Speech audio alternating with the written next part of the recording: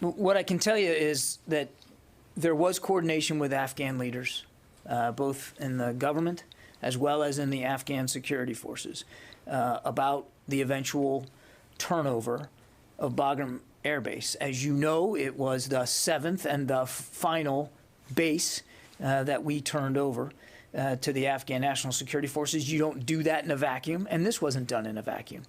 I can't speak for the level of information that went down the Afghan chain of command, but I can tell you that Afghan leaders, civilian and military, were appropriately coordinated with and briefed about the turnover of Bagram Air Base. In fact, some of that briefing included a walkthrough of facilities on the base with senior Afghan leaders.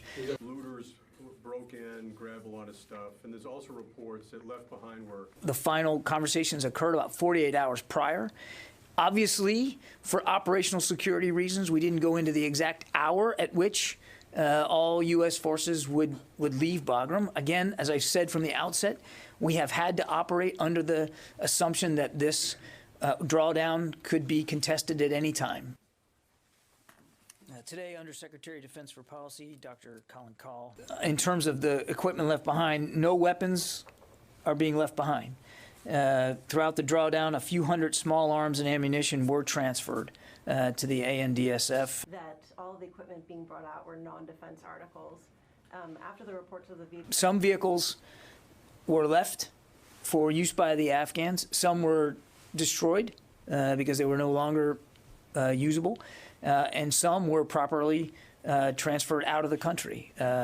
Some brought home, some transferred to other places in the region. 20 years ago, and they have a painful memories here, and they have families also. We have spent a lot of time, a lot of effort, a lot of resources in improving the competency and the capability of the Afghan National Security Forces, and now it's their turn. It's their time to defend their people, defend their territory, defend their sovereignty. And it's going to be up to them now to do the work of the security forces for that particular country.